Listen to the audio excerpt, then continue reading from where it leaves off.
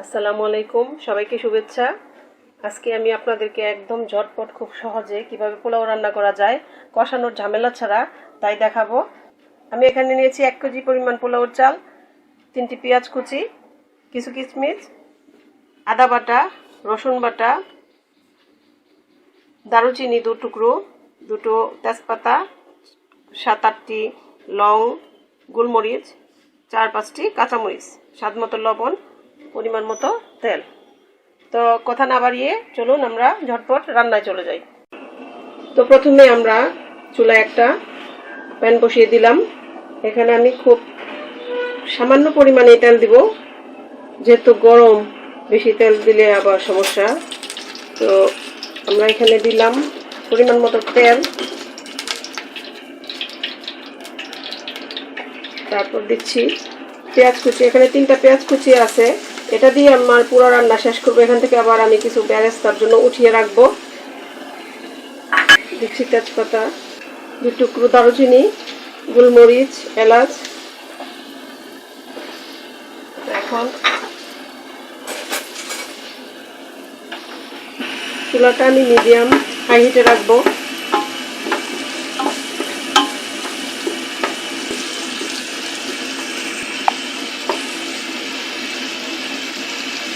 পেঁয়াজগুলিকে আমরা ব্রাউন হওয়া পর্যন্ত অপেক্ষা করব, কারণ এখান থেকে আমাকে আবার বেরেস্তার জন্য উঠিয়ে রাখতে হবে।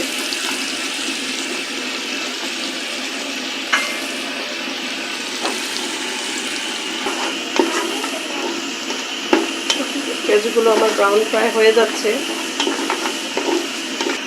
এখানে দিচ্ছি আমি কিছু কিশমিশ।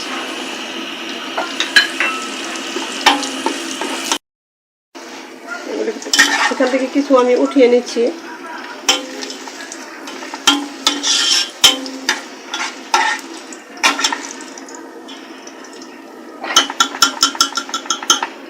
এখানে আমি দিচ্ছি আদা রসুন।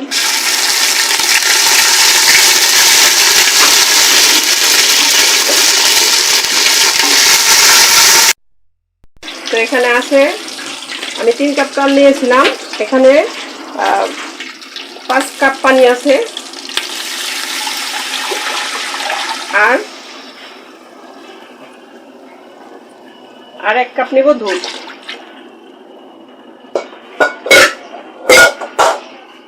এখন খুব ভালো করে তেলের সাথে পানি এবং দুধ মিক্সড হতে হবে। আমাদের অপেক্ষা করতে হবে বলক আসা আগ পর্যন্ত।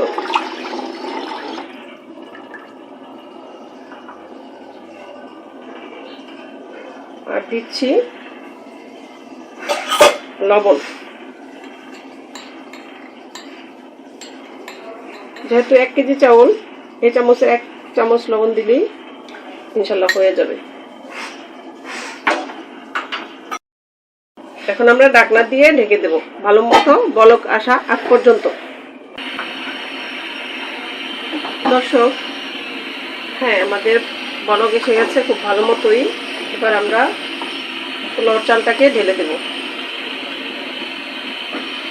স্মেল উঠতে শুরু করেছে, আপনাদেরকে আমি বলে বোঝাতে পারবো না। এটা খুবই ইজি, কোনো রকম ঝামেলা ছাড়া, রিস্ক ছাড়াই আপনারা পোলাওটা রান্না করতে পারবেন। যারা নতুন রাঁধুনি তাদের জন্য খুবই উপকারে আসবে। এই তো মোটামুটি পোলাও রান্না শেষ পর্যায়ে। এখন শুধু পানি টেনে আসা পর্যন্ত অপেক্ষা করব। এখানে আমি আরেকটা জিনিস অ্যাড করছি, মটরশুঁটি।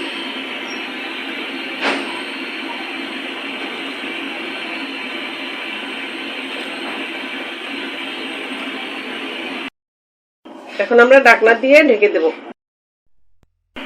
আমাদের পোলাও রান্না প্রায় শেষ, পানি শুকিয়ে এসেছে।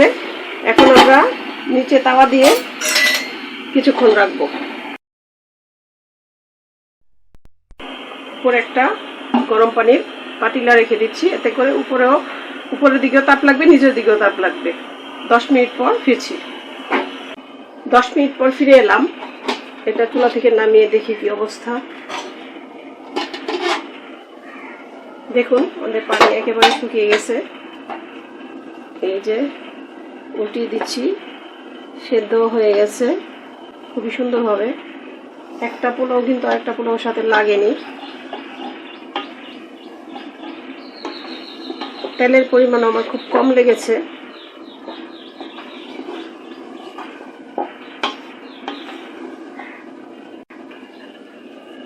এখন আমি বাকি যে বেরেস্তাগুলি উঠিয়ে রেখেছিলাম সেগুলির উপর দিয়ে সাজিয়ে দিচ্ছি।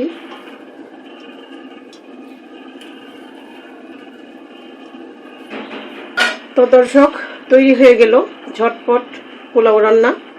আপনারা এভাবে খাবেন করে, খুবই মজার। আজ এ পর্যন্তই। আসসালামু আলাইকুম।